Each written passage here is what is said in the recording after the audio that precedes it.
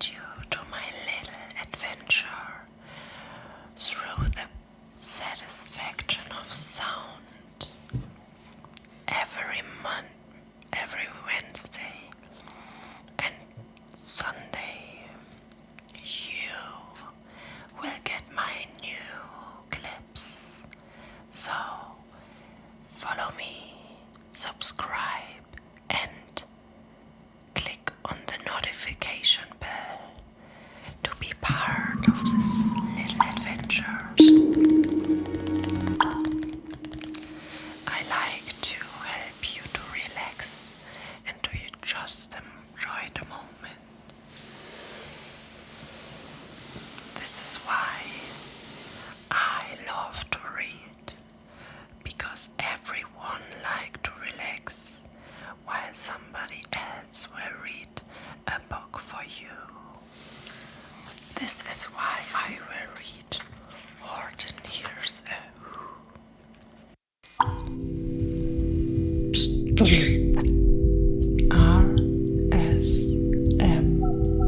Katz.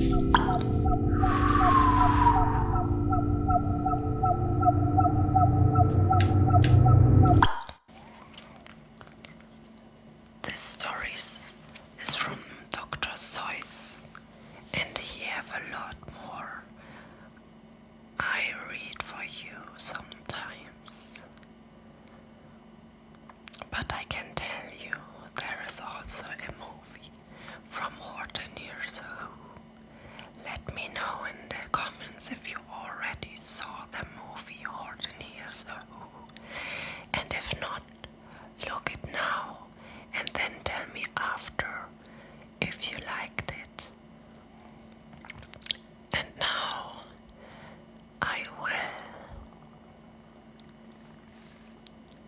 read some words, and maybe after the story you like to see the movie too.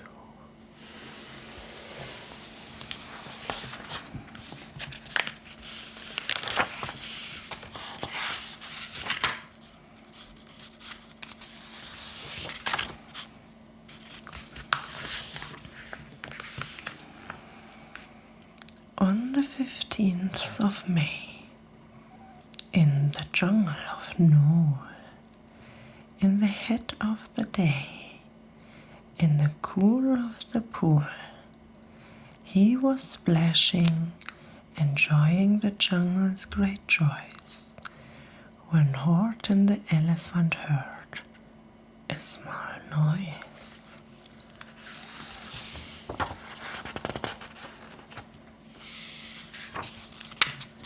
So Horten stopped splashing. He looked towards the sound. That's funny, thought Horten.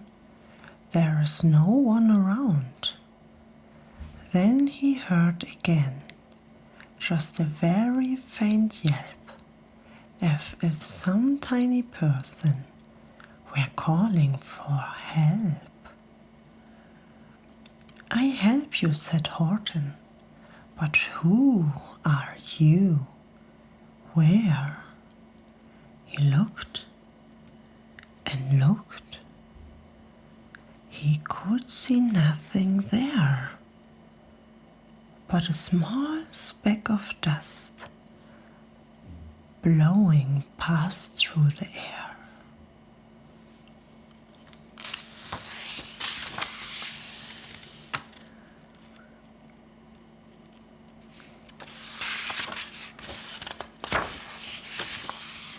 I say, murmured Horten, I've never heard tell of a small speck of dust that is able to yell.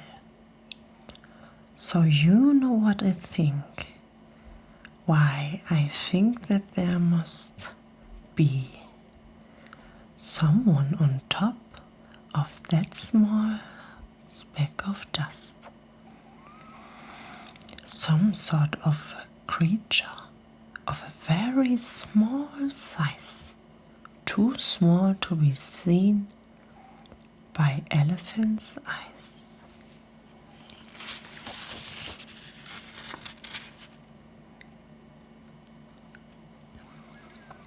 Some poor little person who's shaking with fear that hail will blow in the pool. He has no way to steer. I will just have to save him, because after all, a person is a person, no matter how small.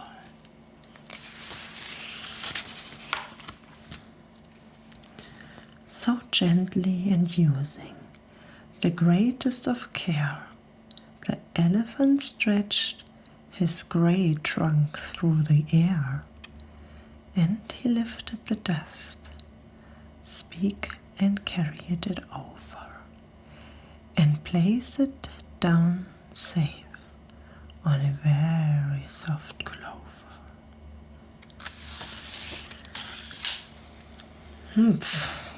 Humphed a voice.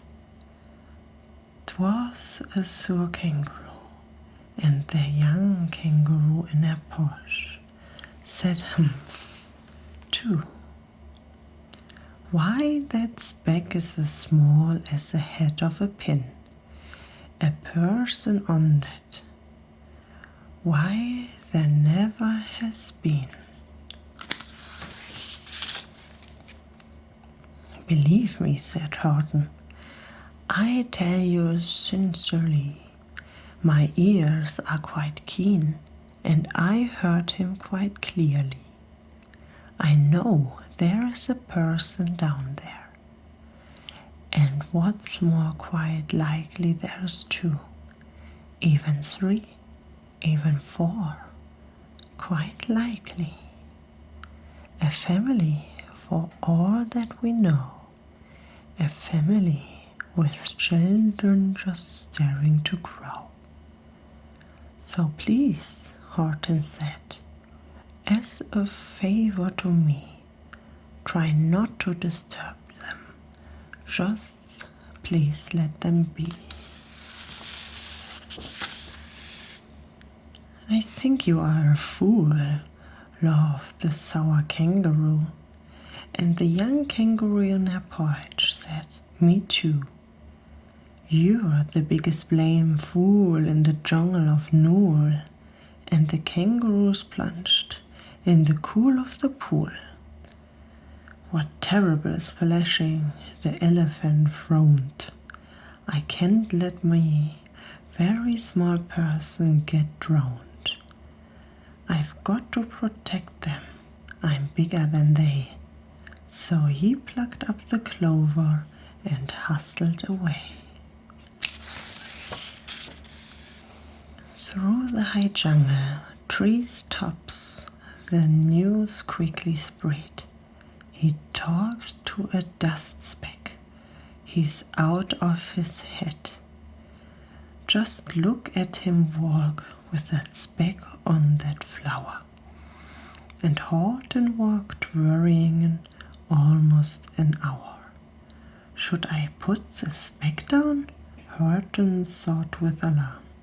If I do, these small persons may come to great harm. I can put it down, and I won't. After all, a person is a person, no matter how small.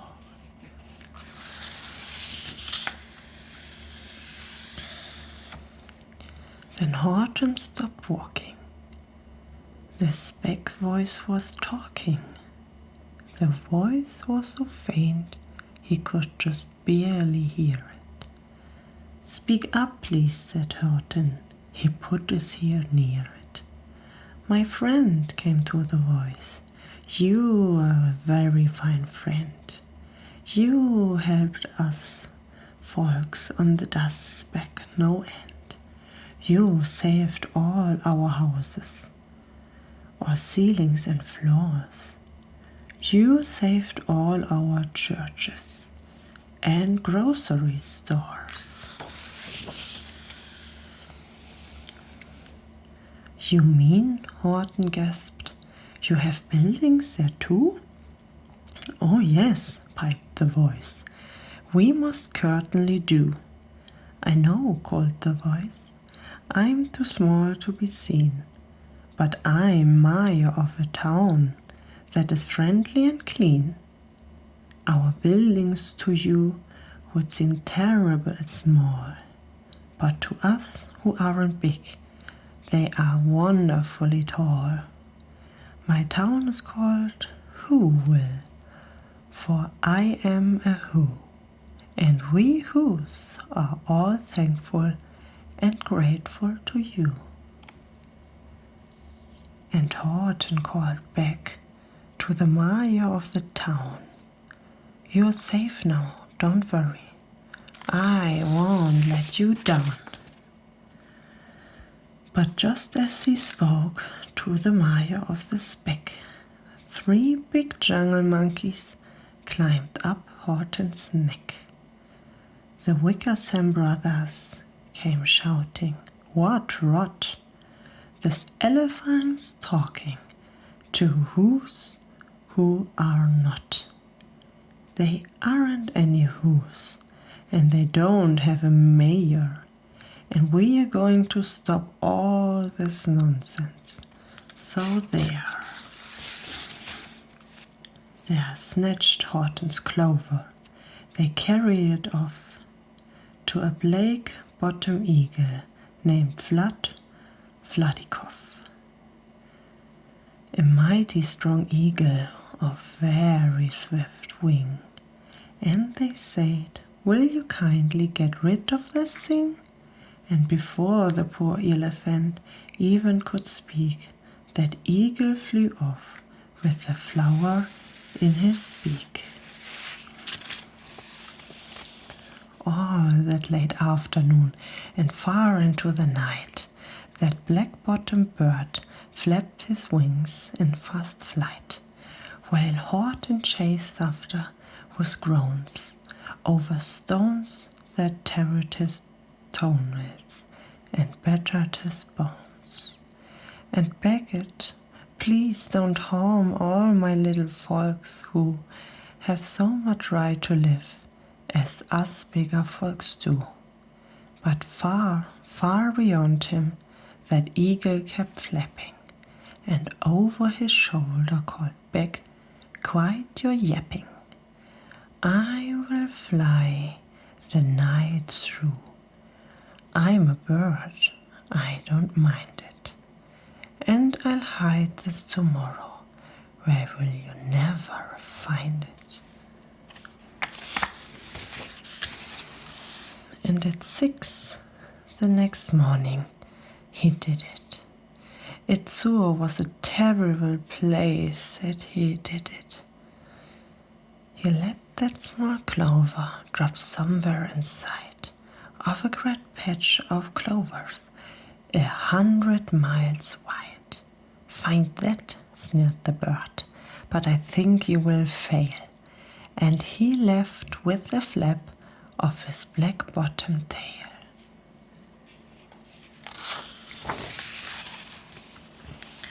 I find it, cried Horten. I find it our bust. I shall find my friends on my small speck of dust. And clover by clover with care, he picked up and searched them and called, Are you there? But clover by clover he found that the one that he sought for was just not around. And by noon poor old Horten, more dead than alive, had picked, searched and pulled up 9,005.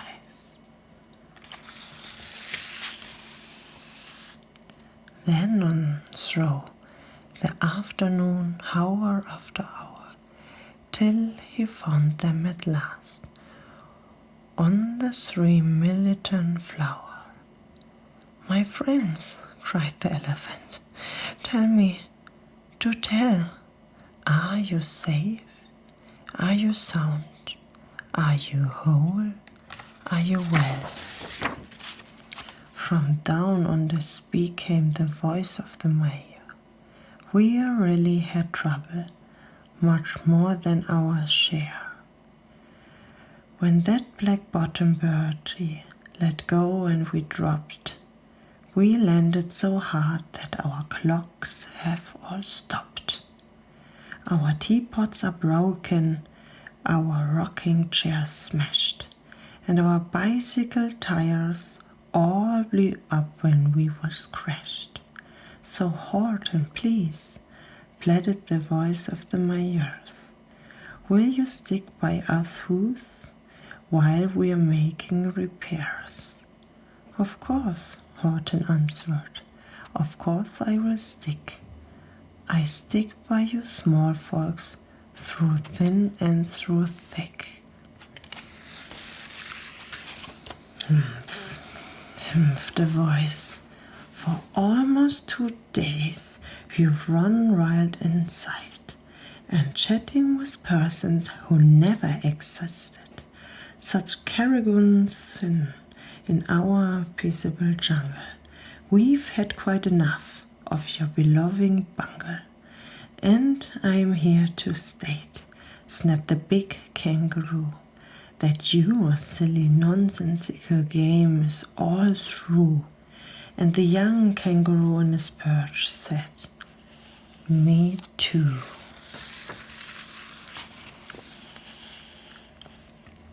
With the help of the Wickersham brothers and dozens of Wickerham's uncles and Wickerham's cousins and Wickerham in-laws, whose help I've engaged, you are going to be roped and you are going to be caged.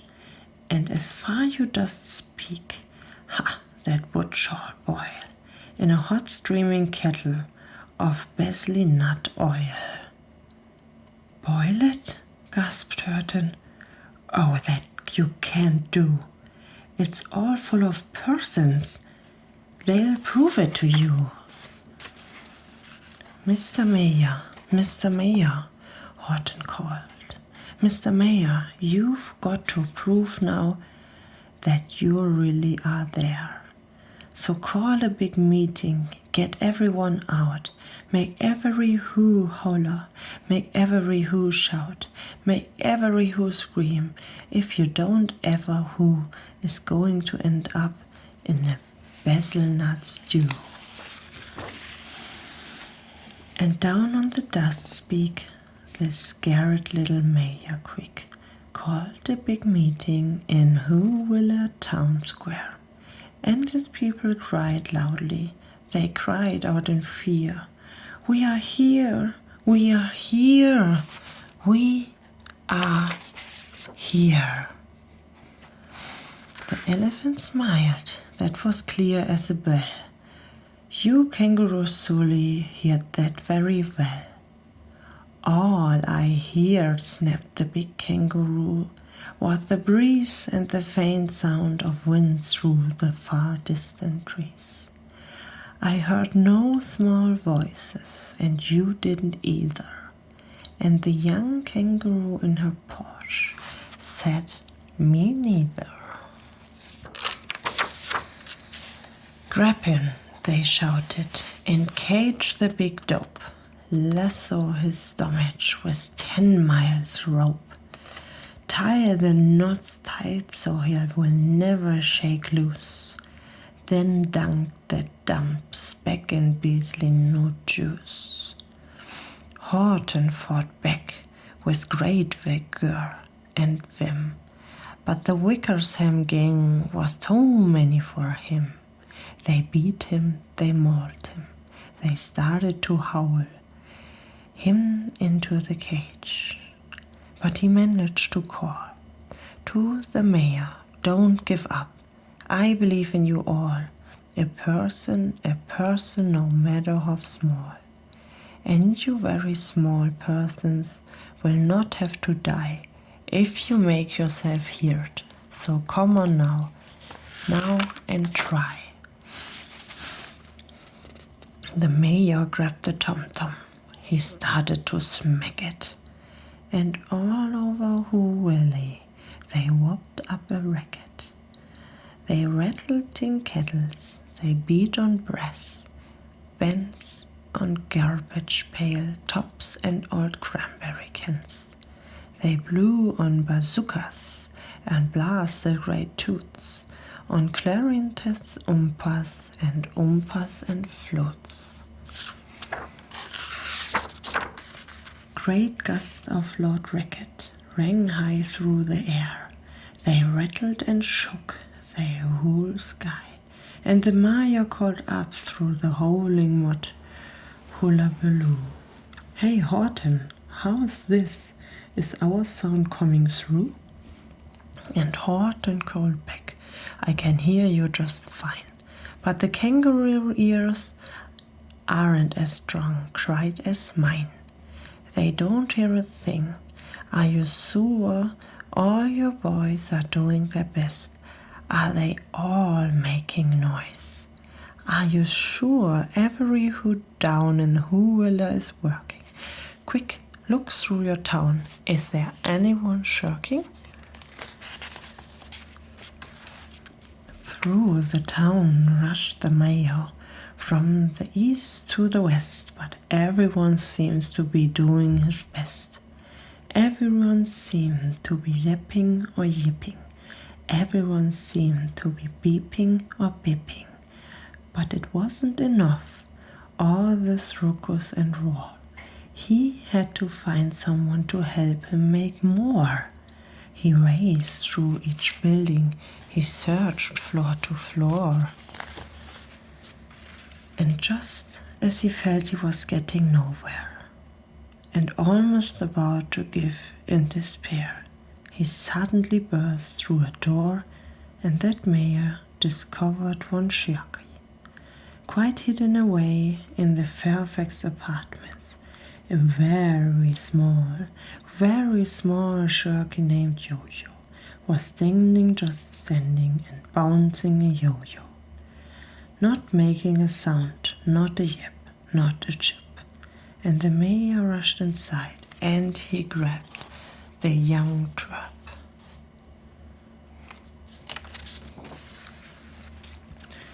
And he climbed with the lad up the Eiffelberg Tower. This, cried the mayor, is your town's darkest hour. The time for all who's who have blood that is red to come to the aid of the country, he said. We've got to make noises in greater amounts, so open your mouth, lad, for everyone's voice counts. Thus he spoke as he climbed. When they got to the top, the lad cleared his throat, and he shouted out, Yo!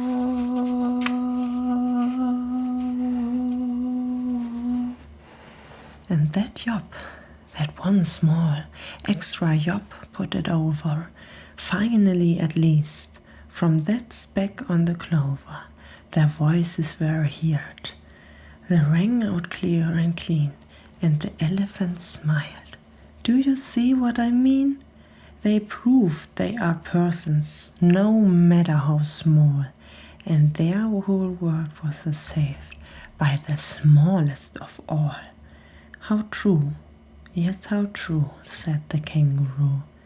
And from now on you know what I'm planning to do. From now on I'm going to protect them with you. And the young kangaroo in her posh said, Me too. From sun in the summer, from rain when it falls, I'm going to protect them, no matter how small.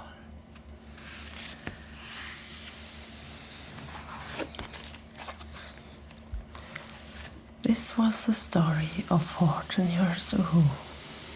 This was just the book, but there is a movie too.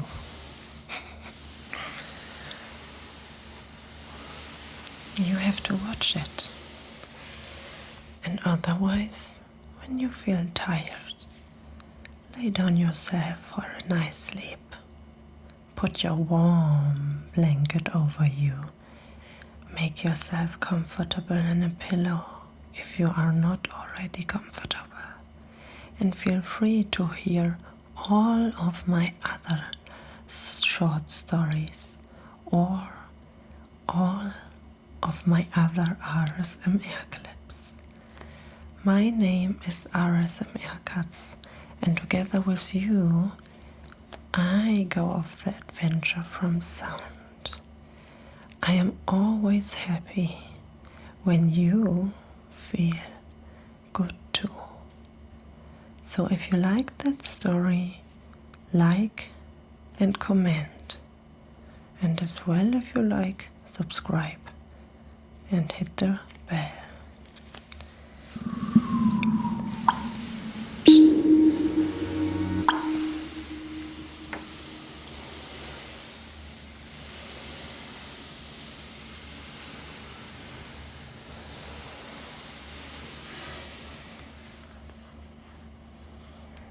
See you next time.